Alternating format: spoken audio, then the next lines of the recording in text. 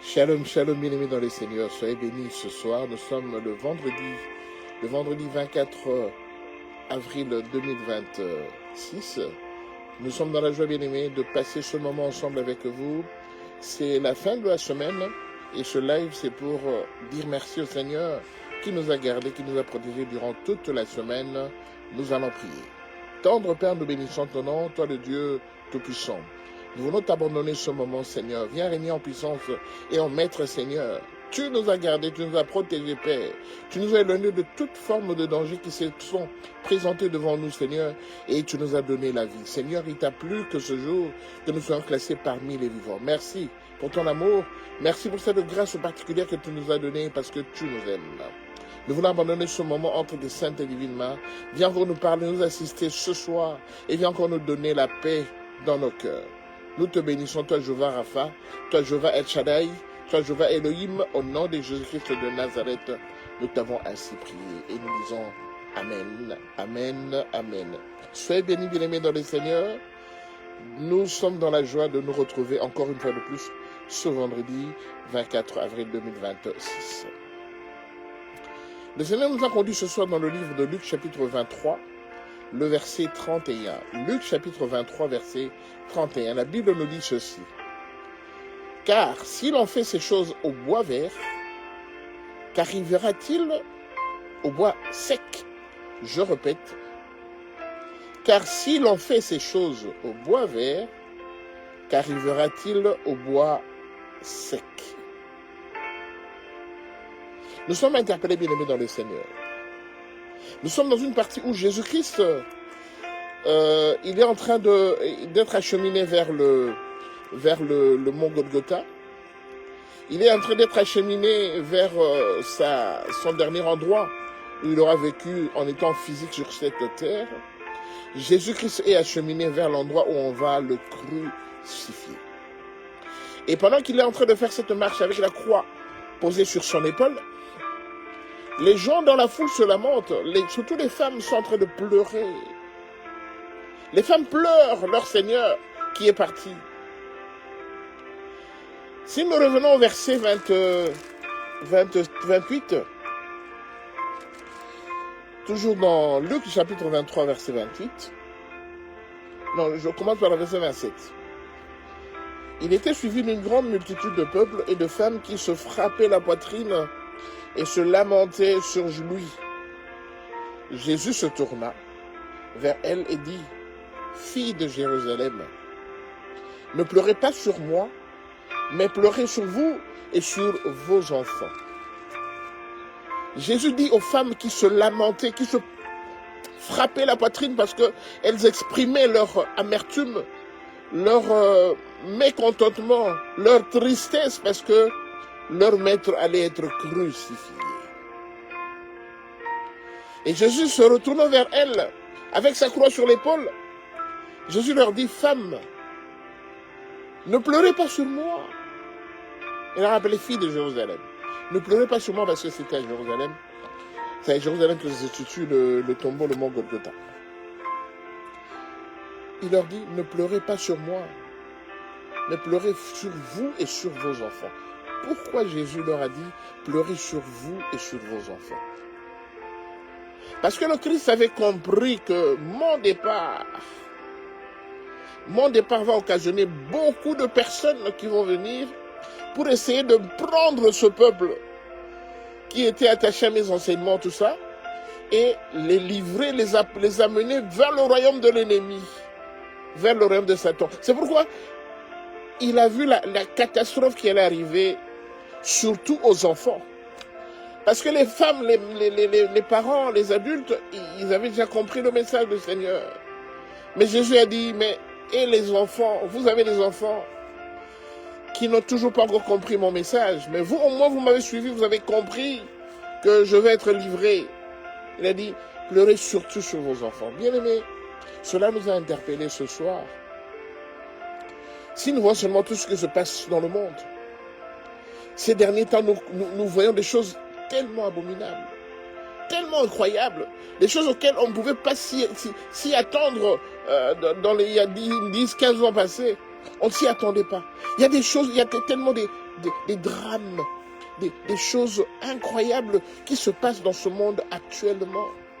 La méchanceté a atteint tellement les cœurs de gens que l'être humain est devenu tellement méchant que même le fait de tuer son prochain, ça lui dit plus rien.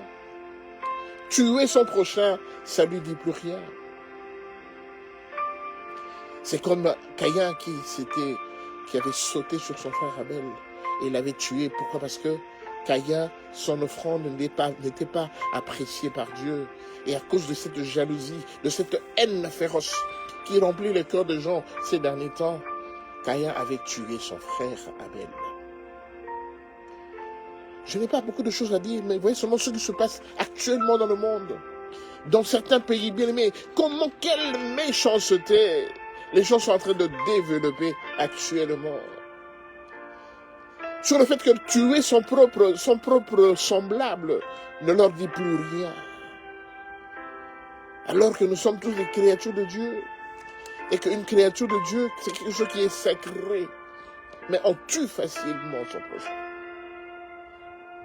Mais il y a aussi quelque chose qui nous interpelle quand même dans ce passage, où Jésus dit, si l'on fait ces choses au bois vert, qu'arrivera-t-il au bois sec? C'est qui le bois vert et c'est qui le bois sec? Qu'arrivera-t-il au bois sec? Alors pour comprendre c'est quoi le bois sec, nous sommes repartis dans le livre de Jean, au chapitre 15, du verset 5 jusqu'au verset 6. Jean, chapitre 15, 5 à 6. La Bible nous dit ceci, « Je suis le cep, et vous êtes les sarments. Celui qui demeure en moi et en qui je demeure, porte beaucoup de fruits, car sans moi, vous ne pouvez rien faire. » Le verset 16, « Si quelqu'un ne demeure pas en moi, il est jeté dehors comme le sarment et il sèche.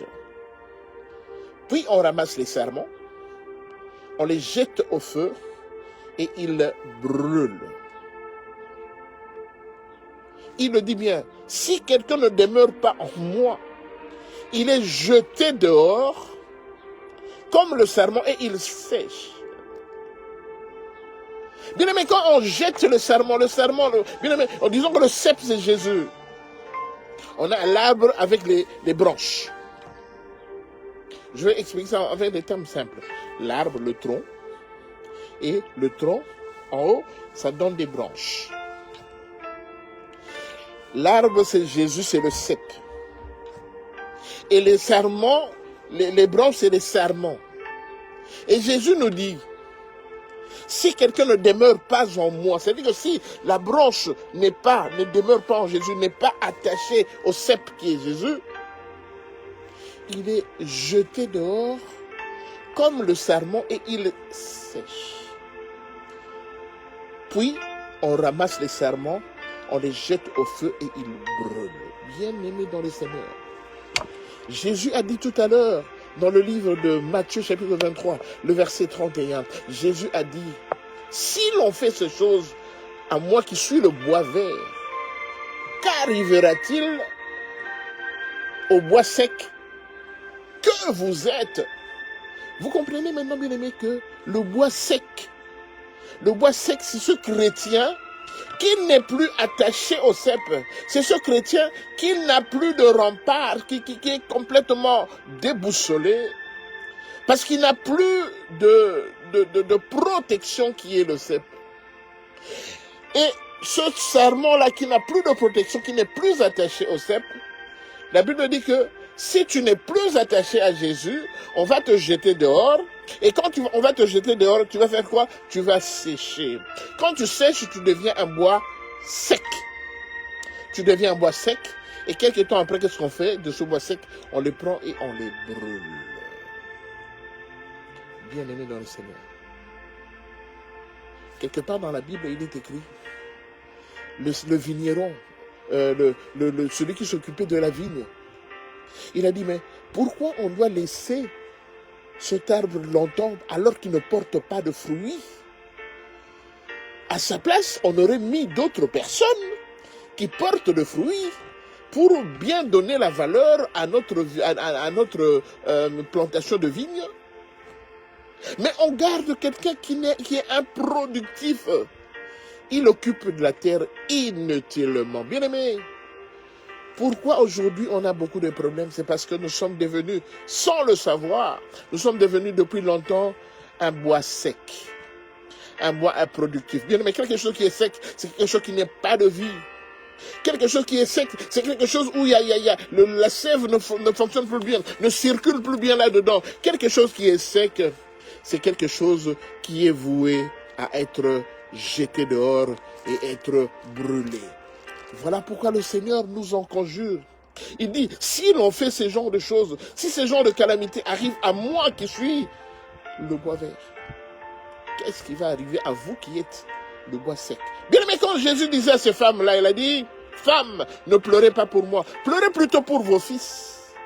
Parce qu'il avait vu déjà que le malheur allait arriver. La catastrophe allait arriver. Bien aimé, nous sommes dans la fin des temps.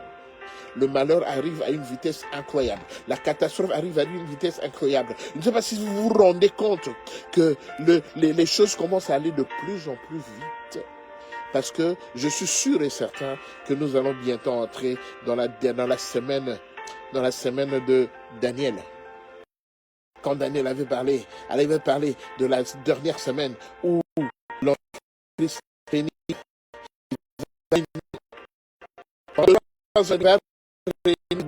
bonne chose. Mais les 3 ans et demi qui vont rester, il va devenir tellement méchant.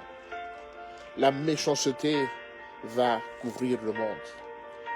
La Bible nous dit dans le livre de Psaume, chapitre 1, il dit, heureux l'homme qui ne marche pas selon le conseil des méchants, qui ne s'arrête pas sur la voie des pécheurs, mais qui ne s'assied pas en compagnie des moqueurs, mais qui trouve son plaisir dans la loi de l'Éternel et qui la médite jour et nuit. Verset 3, le plus important, il est comme un arbre planté près d'un courant d'eau, qui donne son fruit en sa saison, et dont le feuillage ne flétrit point.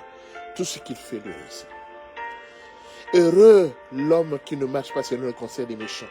Il est comme un arbre planté près d'un courant d'eau, qui donne son fruit en sa saison et dont le feuillage ne flétrit point. Bien aimé, l'arbre qui est planté près d'un courant d'eau, la branche qui est rattachée au cep, c'est un arbre, c'est quelque chose qui ne flétrit point. Il va donner son fruit en sa saison parce que la sève va circuler dans cette branche, dans ce sarment. La sève va circuler. Il est là, il va donner. Il dit que la Bible dit tout ce qu'il fait lui réussit.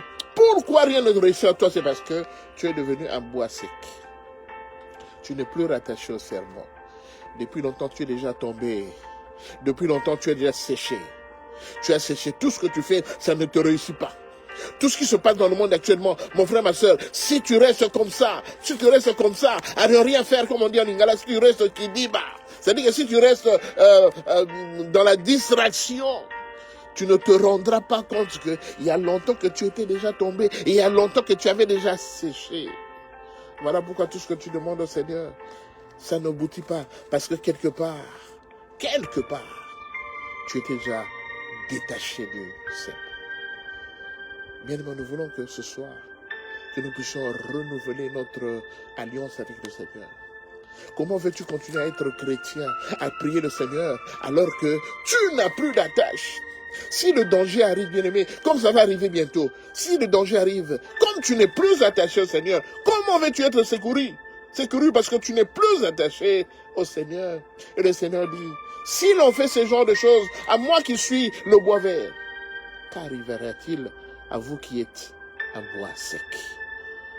Vous êtes voués à être jetés au feu, brûlés.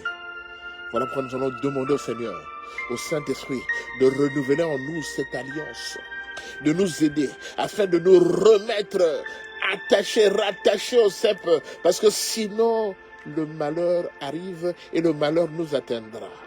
C'est vrai que la Bible dit que le malheur atteint souvent le juste, mais l'Éternel en délivre toujours. Mais comme tu sais que le malheur va arriver et que ça risque de t'atteindre, pourquoi? Parce que tu n'es plus attaché au cep. Parce que tu n'as plus d'attache, tu n'as plus de protection qui est le cep. eh bien ça va t'arriver et ça t'atteindra. C'est vrai que le Seigneur pourra te délivrer plus tard, mais ça va t'atteindre. Et comme tu le sais, il est temps de renouveler notre alliance avec le Seigneur. Voilà pourquoi le Seigneur nous a demandé d'intituler cet enseignement. Qu'arrivera-t-il au bois sec? Bien-aimés, tout le plaisir que nous voyons dans ce monde, bien-aimés, ça va partir. Ce sont des choses qui ne seront pas éternelles. Le plus important, bien-aimés, ce n'est pas... J'ai été le week-end passé en Angleterre, à Londres. Et je suivi un enseignement auprès d'un pasteur qui est là sur place, pasteur Jean-Michel. Et il nous a fait comprendre que on ne t'enterrera pas avec toutes tes richesses. On ne va pas t'enterrer avec tous tes millions, toutes tes voitures, tous tes appartements, toutes tes maisons. On ne va pas t'enterrer avec toute tes sociétés. On ne t'enterrera pas avec ça. On ne va pas t'enterrer avec ta plus belle voiture que tu aimes beaucoup. On ne t'enterrera pas avec ça. On va t'enterrer, tu partiras seul dans ton cercueil. Parce que là-bas, tu n'en auras pas besoin.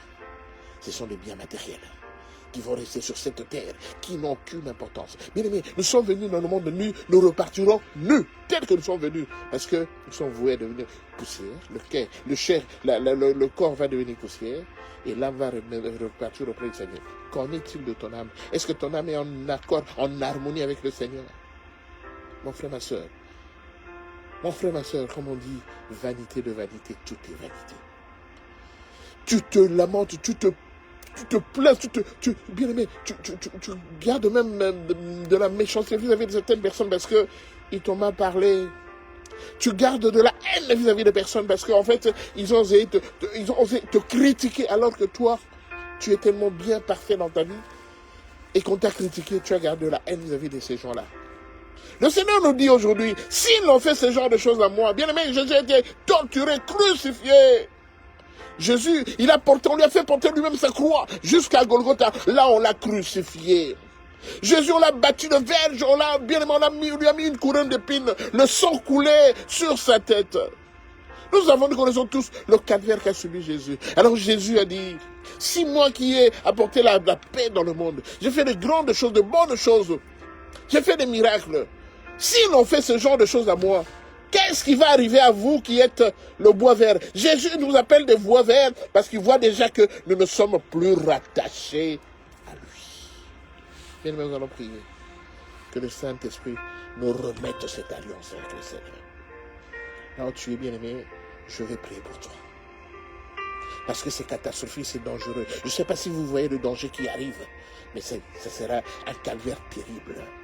Vous savez, bien aimé, ce jour-là, les gens qui seront dans l'avion, le jour de l'enlèvement, les gens qui seront en train de voyager dans l'avion, subitement, le pilote, pouf, ça va. L'avion commence à voler seul. Plus quelqu'un pour essayer la survie de l'avion, tout ça. S'il n'avait pas mis en pilotage automatique, même en pilotage automatique, ce sera catastrophique. Vous voyagez dans une voiture, le conducteur dans un bus, le conducteur pas fait enlever, vous êtes resté là.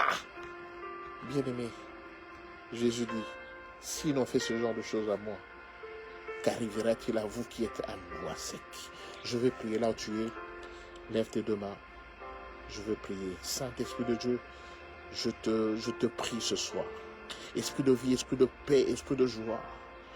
Je te prie ce soir afin que tu viennes encore remettre cette alliance entre nous et le Seigneur. C'est vrai qu'il y a beaucoup de catastrophes naturelles et des catastrophes provoquées par les hommes ces derniers temps. Mais Seigneur, toi, tu es un Dieu puissant. Tu es un Dieu qui dit un mot et la chose s'accomplit. La Bible déclare, rien ne peut arriver à mes serviteurs sans que Dieu en prévienne. Seigneur, si tu nous as prévenus au travers des messages de ta parole, c'est que réellement, ce sont des choses qui vont arriver, Père.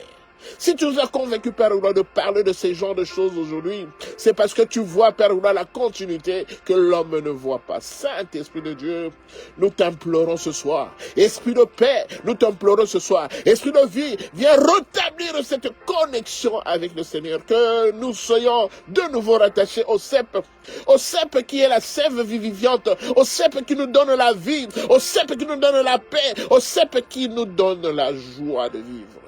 Saint-Esprit de Dieu, manifeste ta grâce, manifeste ta grâce. Esprit de puissance, nous t'invoquons. Esprit de puissance, nous t'invoquons. Touche le cœur de mon frère, touche le cœur de ma soeur, afin qu'il revienne auprès du Seigneur, afin que ce rattachement au cep soit de nouveau réel et véritable. Seigneur, nous savons que seul nous ne pouvons rien. La Bible déclare, si l'on fait ce genre de choses, à moi qui suis le bois vert, qu'arrivera-t-il à vous qui êtes le bois sec? Seigneur, nous sommes demeurés longtemps bois sec. Mais nous voulons aujourd'hui, au travers de cette prière, que tu puisses encore accepter notre demande de renouvellement de l'alliance avec toi, pour que cette alliance soit scellée, comme tu avais dit, j'écrirai ma loi dans ton cœur, je serai ton Père, et tu seras mon peuple, Seigneur. Nous acceptons de nouveau, Père de gloire, afin que cette alliance soit de nouveau écrite, Père de gloire, mais nous revenons à toi, parce que auprès de toi nous avons la paix, auprès de toi nous avons la vie.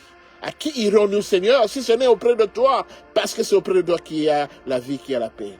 Seigneur, touche le cœur de mon frère, touche le cœur de ma soeur. Que ce week-end, qu'ils sentent réellement le besoin de revenir à toi, parce que tu l'as appelé pour sa survie et pour sa vie éternelle. Nous te bénissons pour ton amour. Nous te bénissons pour cette grâce particulière que tu nous accordes ce soir. C'est dans le nom de Jésus que nous t'avons ainsi prié et nous disons Amen, Amen, Amen. Merci Seigneur. Soyez bénis, bien-aimés, soyez bénis. C'est le moment de renouveler l'alliance. C'est le moment de revenir réellement auprès du Seigneur. Longtemps on a été le bois sec.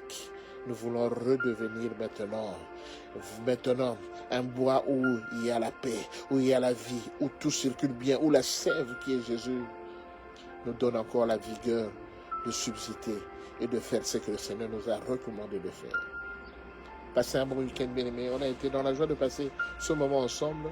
Que celui qui a la foi accepte et reçoive ce message, parce que ce message va le transformer, lui ainsi que toute sa famille. Soyez bénis, bien-aimés. Si le Seigneur le veut bien, on se reverra le lundi prochain pour une autre histoire. Bon week-end. Shalom, shalom.